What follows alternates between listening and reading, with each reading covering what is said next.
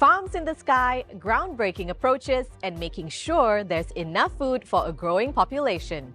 As urbanization accelerates, farming methods are at the intersection of technology and agriculture, nurturing a more food-secure future. Welcome to The Exchange from our studio here in Doha. Coming up on this episode, we sit down with His Excellency Fahad Al-Attiyah, Executive Director of Qatar's Caravan Earth Foundation, to talk about the challenges of food security for small states.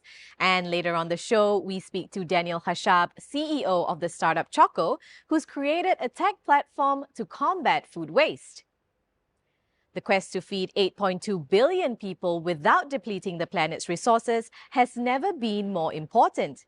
The UN aims to end food insecurity and malnutrition by 2030. Last year, over 295 million people faced acute food insecurity, a 5% increase from the previous year, driven by conflict and climate challenges. In densely populated countries, urban farming offers a vital solution for food production.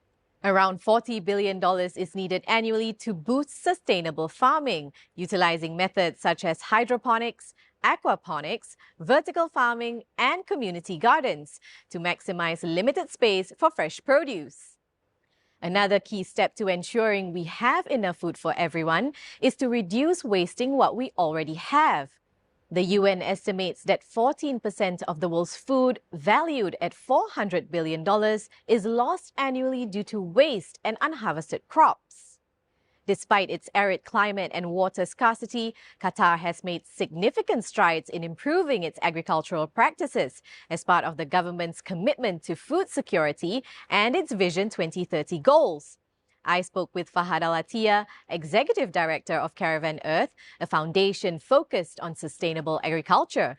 He pointed out that low-tech solutions can often be more effective in achieving desired outcomes. Some nations have been cultivating in traditional methods and regenerative ways for thousands of years, and it's still going on. I mean, why would we need to disrupt that? I think we should be more cautious about certain technologies that are presented to us. And that's why I focus on what we call low-tech, because it's the most sustainable and regenerative form. And it can be exported to countries with lower income, with very little barriers. I think a lot of the hunger that we face is that we have bad distribution. So we need to empower those communities to cultivate their own land using regenerative methods, so that gives them micro-resilience. That's His Excellency Fahad Al-Attiyah with important insights to Qatar's self-sufficiency goals. Another small state, the island nation of Singapore, aims to grow 30% of its own food in the next 5 years. But with a shortage of land, the city-state has had to look for alternative methods. And as our reporter Patrick Fogg finds out, one particular method has blossomed. Hi Layla, take a look at this. 8,000 square meters of stacked layers aiming to produce 500 tons of greens to feed Southeast Asia's commercial capital of Singapore. Among the variety of vegetables here, basil, parsley and all sorts of baby leaves. It's been operated by Dutch agritech company Growy since 2023. Like several others that have ventured into vertical farming in Singapore, the previous operator folded because it wasn't commercially viable. Yasnida Yunos is Growy's Singapore country manager and says it's learned from others' mistakes. Some farms struggle with high energy costs, with inefficient designs and low automation, and this is why they're just not able to compete in the market. To overcome these challenges, Growy is bringing Dutch agricultural expertise. Growy uses a centralized management software system, which means the entire place is run by scientists in Amsterdam.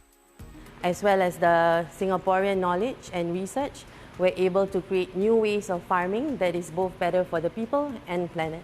Besides that, deploying technology that cuts down energy costs.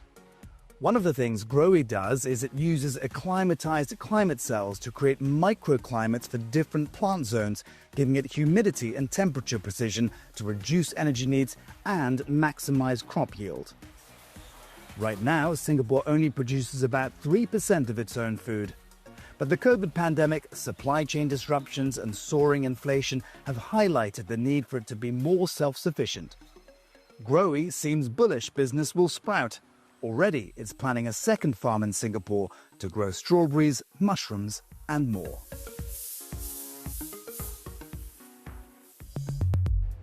One of the biggest conundrums is that the more we produce, the more we waste. But is it realistic to make, buy, or consume only what we need?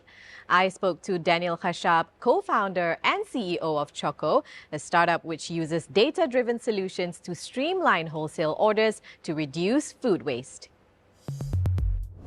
The food supply chain is a very long chain. It starts somewhere with the farmer and ends usually in a very different country with the consumer. Food distribution should use AI to understand in real time how much they are selling, where they are buying from, and to use algorithms that can actually predict demand patterns. So Choco's vision is to enable a sustainable food system. And that means a system on which every single player is connected, a system that makes sure that we have sufficient food at all the places where we need it, but that we don't grow more than what we sufficiently need. Now it's time for our regular feature, Business in 60 Seconds. Start the clock. Hisense is gearing up to announce its Q2 2025 earnings, showcasing its commitment to sustainability and innovation in manufacturing. The Chinese firm has expanded its global operations and prioritized R&D and eco-friendly practices to strengthen its leadership in the electronics market.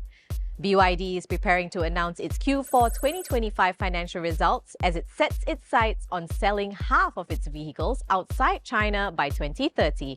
This ambitious strategy is driven by a rapid expansion into European and Latin American markets. The auto giant has recently quadrupled its sales in Europe, showcasing its commitment to growth. And Manchester United is gearing up to unveil its Q4 2025 financial results as the club approves a landmark $2.7 billion stadium project. Plans are in place to construct a state-of-the-art 100,000 capacity venue to replace the historic Old Trafford. From self-sufficient ecosystems and urban farming to tapping on technology to reduce food waste, we've seen that everyone in the food chain has a role to play to help reach the goal of eradicating world hunger. Well, that's all the time we have for on this edition of the show. Please do check out Euronews.com for all your latest business news. And thanks for watching The Exchange.